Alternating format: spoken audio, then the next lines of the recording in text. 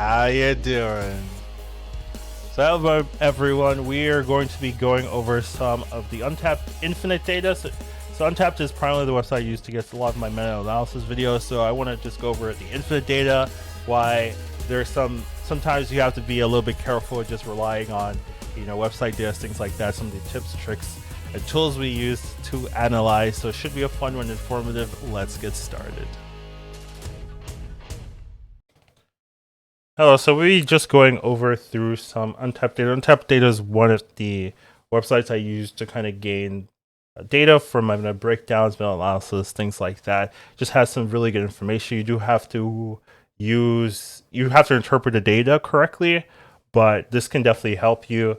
We generally are using the standard thing, latest patch, pool 3, which is 486, player rank 100. So we're just going to be looking at just infinite players. I know I've made some, usually when I make analysis, I don't really include the infinite players just because some of the data is weird and we'll go over that. But also just, you have more like tryhards, I think, from the 70 to 99, the people who are actually trying to make infinite, stuff like that. Those people are usually trying to use the best decks, things like that. And once you hit infinite, there's a large group of people that like play whatever they want, right? And you it messes with the stats. So it's only tracking the people who are using this data, which is still going to be higher than the baseline, but it's definitely notable. So here we just have highest win rates, right? Over 500 games, highest win rates, right? So you would think like that should be very good data, right? But look at what you get if you do highest win rate, right? First list is an Agatha list. Second list, Agatha list. Third list, Agatha list. Fourth list, Agatha list. Fifth list. Like, what's going on, right? Why is Agatha the best deck in Infinite? Right, highest win rate deck, right? You'd be like, is Agatha the best deck? Do you see a ton of Agatha? It's just that there's a lot of people that just spam Agatha, and I don't know if it's like human-made bots or stuff, but if they're fighting other people that are also doing that, some of them are gonna win, and they play all the time. And you can see like their game number isn't super high, but it's high enough to affect the data, and it's a meaningful effect. Like you'll just add this random data into your analysis. That's some of the stuff that makes it a little bit hard. I think once you go into average cubes, you get a little bit more of a realistic look at what might actually be in the metagame, but you will still see some Agatha stuff kind of influencing in there. But here we can see like in terms of average cubes, right? It's definitely a completely different list. This list actually makes some sense to me. However, there's still some issues, right, where you have the low sample size kind of affecting things. Because I wouldn't necessarily say this is the strongest deck in the format. I think it's a good deck, and in certain bubbles, right, like this could actually just dominate some matchups, right? You have counterplay, Shadow King, Killmonger, Shang-Chi, Elektra, and Legion, right, is pretty good tech. So in a very tech-heavy or a very specific metagames, right, you can definitely pilot this and have like fantastic results. Now, if everyone's playing something like this, is this gonna do well? No, right? Like if people are aware that this is like what you're playing, you can definitely build decks that like don't care about your counterplay. If you play like just good stats, like you play a ton of 4/9s and stuff like that, like you're gonna beat this. But a lot of people are playing, as we'll see, Thanos Blob. And Thanos Blob can struggle into some of these cards, right? Like Gladiator can mess you up, right? Like this is a very like Thanos Blob specific counter play.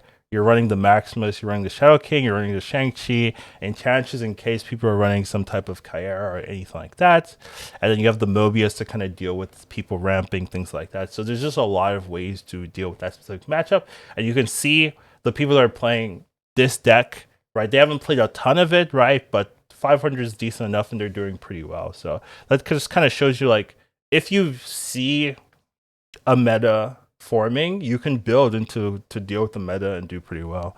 But once we exclude this, right, you'll see a lot of the meta being really prevalent, right? Just a Thanos Blob list, right? This has a little bit of uniqueness with the Okoye, but it's still the same. It's not that the Okoye is like the best version of Thanos Blob. It's just the one that has a decent win rate that is right above the cutoff, right? It's doing 500 games with a decent win rate. Like that's really all you need. Where the more you play with a deck, the more the baseline will go to the mean, right? Which is not going to be, 57% win rate, right? But you can still see like Thanos Blob in essence is doing tons of work. This next list is also a Thanos Blob list. And here we have that Agatha list again. So even when you account for average cubes, somehow this list still seems to be doing well in the infinite metagame. Now, when I look at the list itself, right, I haven't actually looked at the deck itself, right? But when we look at the list, it looks okay, right? I wouldn't necessarily say anything jumps out to me like making it seem very good, right? You have some tech with the leech. Leech is pretty powerful right now. You don't really have any ways of getting the Agatha out early, which is usually what good Agatha decks want to do. So just kind of just the variant of Agatha, there's one that's doing really, really well and showing up in the high level stats. But once we get past that, right, once again, another Thanos Lockjaw, right? So like case closed, right? If you want to end this video, it's Thanos Lockjaw. What's winning? It's Thanos Lockjaw, and then like a meta counter. But there's still more to talk about in that infinite meta game, right? We have Galactus. I've actually seen a lot of Galactus in the meta. For now, right? It seems like it's starting to pick up again. People are starting to play with Galactus, doing things like that. People like the Ravonna combo with the goblins to be able to get it out early, things like that. So, people are always trying to put Galactus down. I'm definitely a hater myself, but it seems to be working quite well. Things like that. But mostly it's Thanos Lockjaw. And making a video of like how to counter Thanos Lockjaw, things like that. I do think there's an OTA coming out. I do wonder how that's going to change things, right? I would be surprised if Blob didn't get adjusted with that. So definitely want to kind of see what the OTA looks like, the patch looks like before I, start thinking about what the meta game looks like, what type of deck should be playing, right? We want to see the OTA, but for now, it's pretty clear that Thanos Lockjaw is the best deck to play.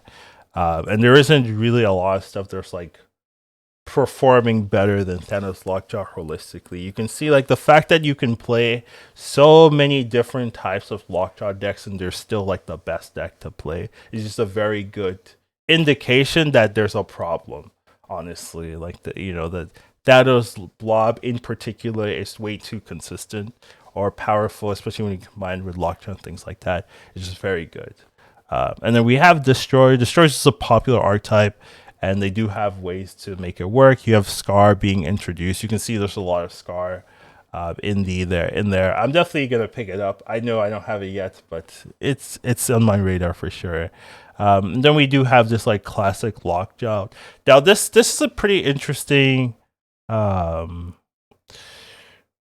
deck in particular, right? Because it is the generic lockdown deck, but usually it would have Professor X. They've taken out Professor X, and it still works just as well. So it kind of means like you don't necessarily need Professor X to make it work, but a lot of people are just used to that combo and they were able to make it work. But this just looks clean as well. You can still see Miss Marvel showing up in deck list, so it looks like the nerf was reasonable in that you could nerf it, but it's still seeing heavy play. It's still showing up in good deck lists, right? And we have Destroy coming again, and then Thanos Lockjaw and then Destroy, right? So you can see a trend: Thanos Lockjaw, Destroy, and then some niche kind of things going on here. And then there's like a Black Knight list as well, kind of showing up. Now, I wouldn't necessarily say this is very, very different from like 70 to 100, right? Like I think you'll still see the same kind of things, right?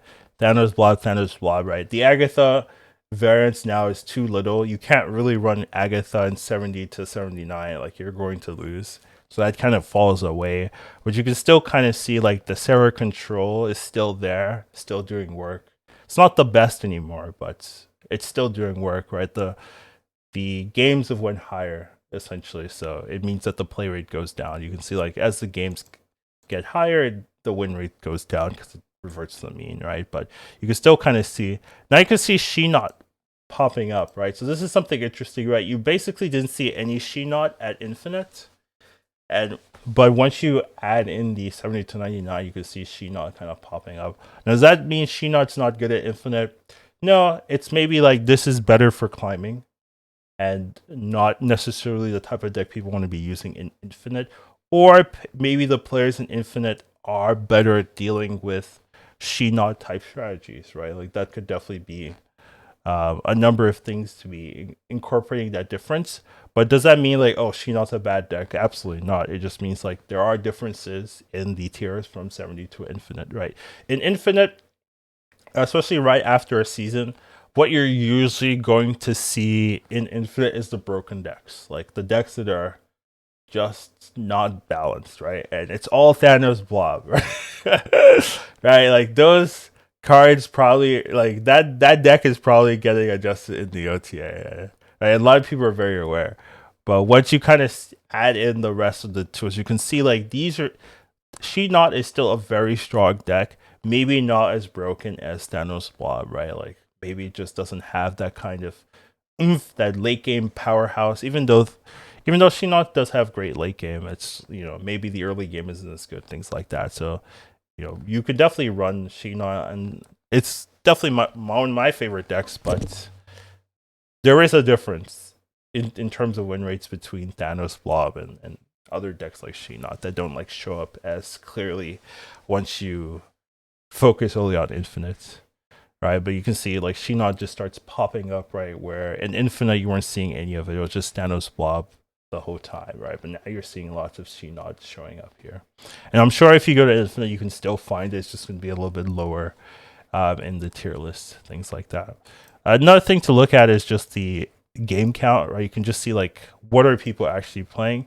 You can see like Thanos Lockjaw the most popular, and this is very interesting to me in terms of like what are people actually playing in the game, right?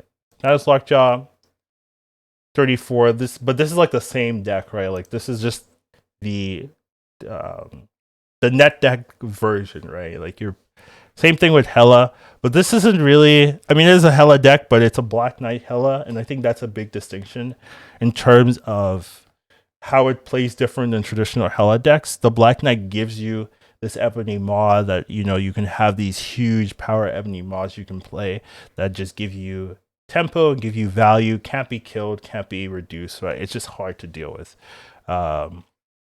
Then once again, another Lockjaw. Like a lot of people really agree that Lockjaw is doing very, very well. And then you have the She-Not kind of showing up, stuff like that. And still even more Thanos, right? Then Destroy, right? So it gives you kind of like a base of like what people are playing. But when you go straight to Infinite, right, you could like things change a lot because it's just a lot less people in Infinite.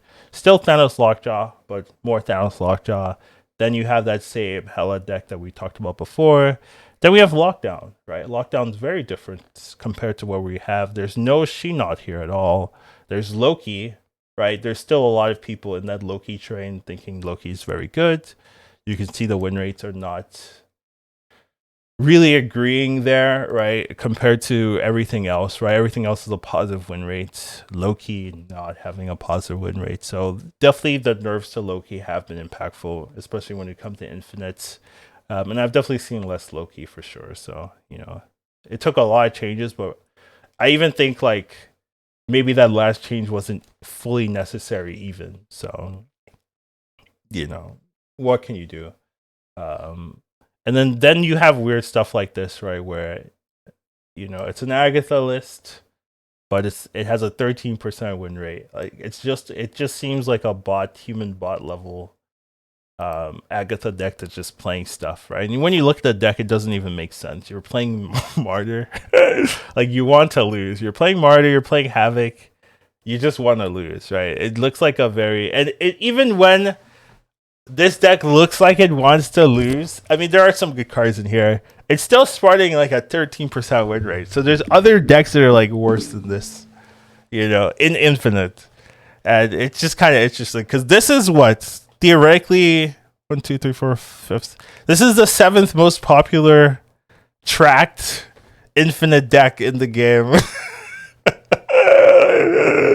You know what I mean? Like it's somewhat hard to use some of this data effectively when you have stuff like this really messing with some of the other with the other data that you're going through. So it is interesting, right? And it's definitely something I look at a lot. Just figuring out like what the meta looks like, what people are playing, you know, and analyzing that to my own games. Even though my own games is very small in terms of what the meta game actually looks like. You know, resources like this help a lot. So it's definitely kind of cool. And you can see like, you know, Cerebro 3. It's not a horrible stat line, stuff like that. There's just a lot of interesting data. But for this first week, right, that we're doing this, like the takeaway is that Thanos Lockjaw, very, very strong, but also very, very popular. And being both strong and popular, I would say sometimes it's just like, yeah, this is, you know, probably a problem because there's not really any encouragement to experiment here. Like you can play a Thanos list and you're going to do well. A Thanos blob list, you're going to do well. So probably something to look into. She not good, but not really popular once you hit infinite. Doesn't seem to have that same oomph, right? You really see it down here, and you can see. Look at the cube rate, right? It's not very high. So maybe once you get into infinite, not as good as it used to be, but while climbing to infinite, very, very strong. So something to take away there, you know, and just some other interesting things. But I just wanted to kind of have a video just kind of showing some of the differences between what's in infinite, what's in like 72.99 trying to climb to infinite, some of the differences there. Sometimes why I don't use the infinite data, right? There's a lot of pitfalls you can get through, but you know, I thought it'd be interesting. Let me know your thoughts. See you guys in the next one. Take care and have a wonderful rest of your day. Educated calling snap. Once you watch him, you won't go back. He'll teach you tomorrow snap. Your skills will be